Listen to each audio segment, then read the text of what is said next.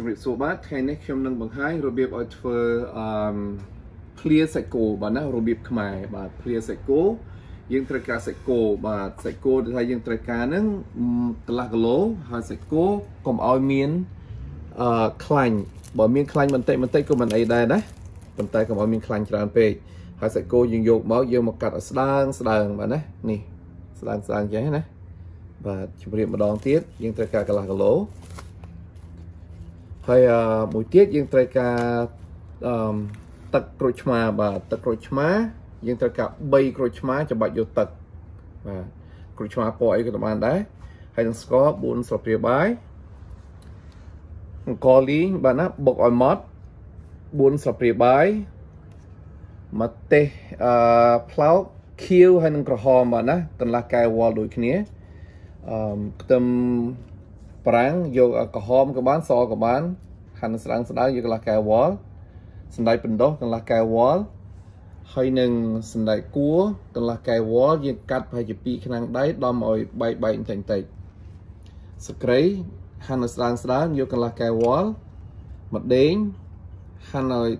តូចស្ដើងយើងយក2ស្លាបព្រាបាយស្លឹកក្រូចសើច4សន្លឹកធំយើងយកមកកាន់ហាន់ស្ដើងបាទណាតូចអញ្ចេះប្រហុក3ស្លាបព្រាបាយប៊ីចេង1ស្លាបព្រាកាហ្វេមើមខ្ទឹម4មើមកាត់តូចស្ដើងហើយនឹងម្ទេសបាទណាម្ទេសអត់មានចំនួនទេព្រោះយើងចង់ញ៉ាំហឹរដាក់ច្រើនមិនចង់ញ៉ាំហឹរដាក់តិចហើយជីខ្ញុំមានជី3មុខបាទជីនាងវងជីអង្កាមហើយនឹងជីពងទាបាទណាយើងប្រើជីអ្វីក៏បានដែរបាទណាមាន1មុខដាក់1មុខ2ដាក់2 3ដាក់3បាទណាបន្ទាប់មកខ្ញុំនឹងបង្ហាញរបៀបចម្អិនសាច់គោជាមួយនឹងទឹកម្ជូរបាទសូមអរគុណបាទបន្ទាប់មកខ្ញុំនឹងបង្ហាញរបៀបឲ្យចម្អិនសាច់គោជាមួយនឹងទឹកម្ជូរបាទណាហើយយើងដាក់សាច់គោចូលមកក្នុងចានចាក់ទឹកម្ជូរចូលស្លឹកគ្រៃ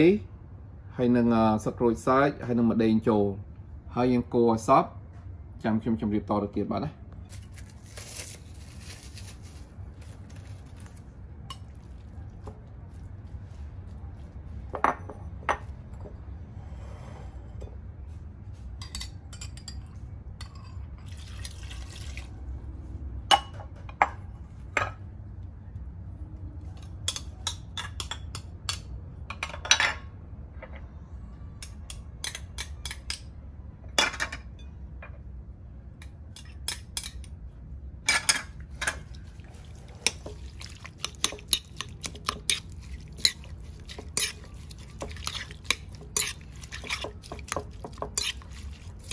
បាទបន្ទាប់ពីយើងផ្សំគ្រឿងចូលហើយបាទណាយើងកូរឲ្យសព្វ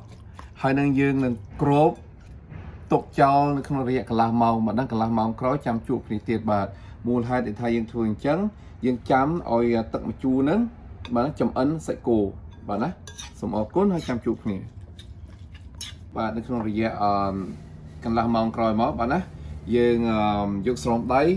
បើគ្មានស្រោមដៃទេយកដៃហ្នឹងពូតបាទណាពូតយកទឹកចេញបាទណាហើយចាំខ្ញុំជម្រាបទៅធ្វើយ៉ាងណាតទៅទៀត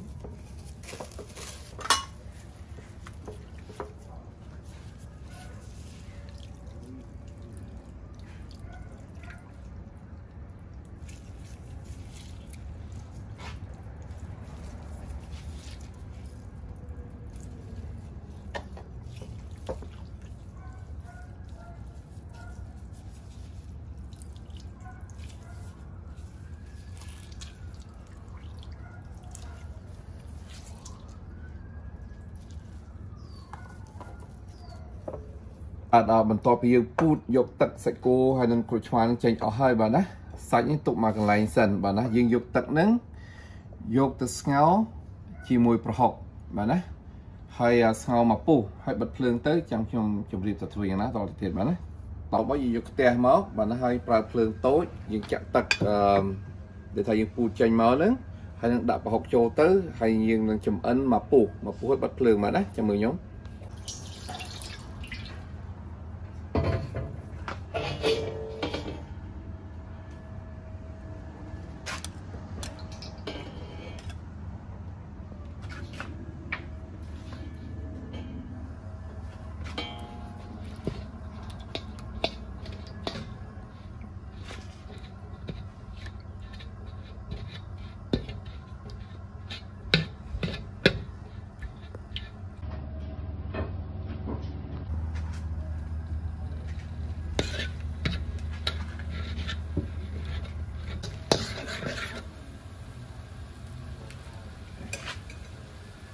các bạn khơi chứ bạn nó phù hơi những bật phượng tới bật phượng hay những đã có hay bị trên trâu từ bạn nó hay cô rồi sọp cho mấy nhóm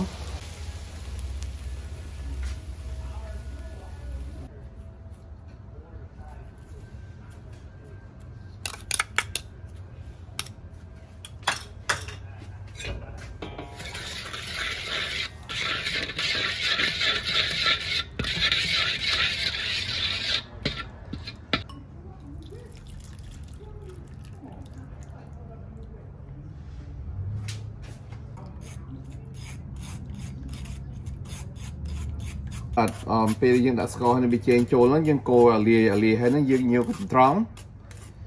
យើងចាក់ចូលមកហើយនឹងយើងត្រង់យកឆ្អឹងចេញបាទណាឆ្អឹងហើយនឹងស្បែកត្រីនេះដូចខ្ញុំបានធ្វើអញ្ចឹងនេះហើយយកបោះចោលទៅខ្ញុំជម្រាបទៅធ្វើយ៉ាងណាតទៅទៀតបាទបន្តមកបាទណាខ្ញុំបង្ហាញនឹងរបៀបលាយបាទណាចាំមើលខ្ញុំ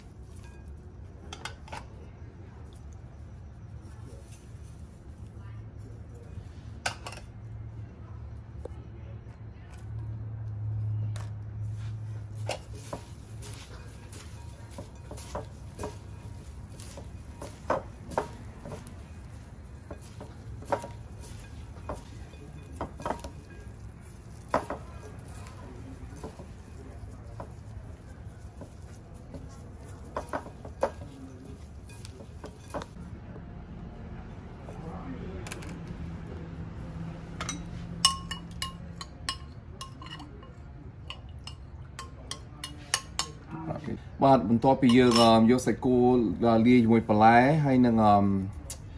អង្ករលីងបាទណាហើយទឹកប្រហុកយើងហ្នឹងកុំឲ្យចាក់ទាំងអស់ចាក់ទៅពាក់កណ្ដាលបានហើយបាទណាហើយយើងលាយហើយយើងភ្លក់បើថាសាបយើងដាក់ថែមបន្តិចម្ដងទៅតតែគេហៅថាមកឆ្ងាញ់ល្មមបាទណា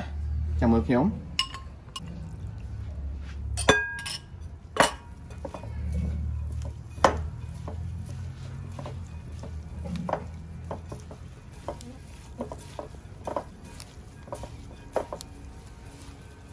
បាទដូចខ្ញុំបានជម្រាបអញ្ចឹងបាទណាសំខាន់ណាស់រឿងទឹកប្រហុកមកជូរណាយើងចាក់ពាក់កណ្ដាលមុនហើយយើងកូរសពហើយយើងភ្លក់បើថាឆ្ងាញ់ហើយបាទណាឈប់ដាក់ទៀតទៅបើថាមិនទាន់ឆ្ងាញ់ទេយើងចង់ថែមបន្តិចទៀតយើងថែមទៅក៏មិនតែដែលសំខាន់ហ្នឹងលាយមកឆ្ងាញ់ខ្លួនយើងបាទណាមកឆ្ងាញ់ហើយយើងត្រូវការស្ករយើងដាក់ស្ករបន្តិចទៅហើយបើថារៀងសាបបន្តិចយើងចាក់ទឹកត្រីចូលបន្តិចទៅបាទណាឬក៏ទឹកម្ជូរយើងហ្នឹងណាបាទកុំឲ្យចាក់ទាំងអស់តែចាក់ទាំងអស់ថាជូរពេកហើយប្រៃពេកបាទណាហើយមួយទៀតបើចង់ឈ្ងុយឆ្ងាញ់ជីបាទណាយើងបេះជីដាក់បាទហើយអត់មានស្អីទេតែប៉ុណ្្នឹងឯងហើយចាំបន្តិចទៀតជួបគ្នាលើតុបាទណាសូមអរគុណ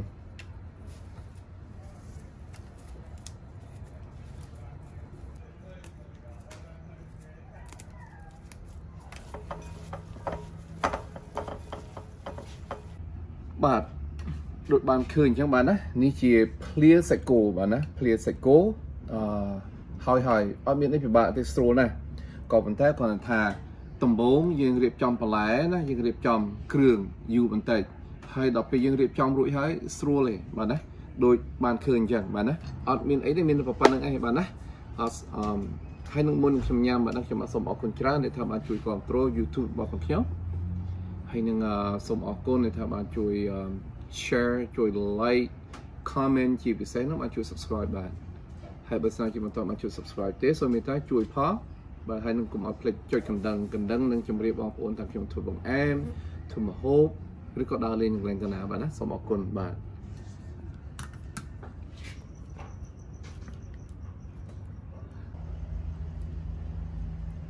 ដូចបានឃើញអញ្ចឹងបាទណា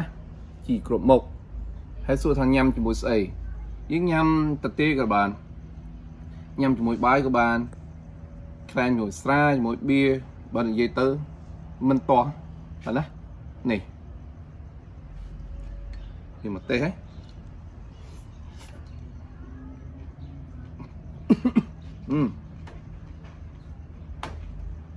Phải chua em là mồm hết đôi như chùm hiệp chân bạn có liên thua chui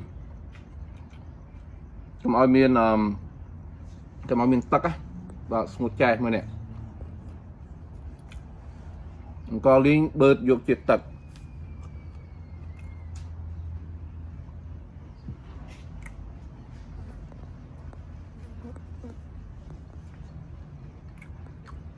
con tròn bạn á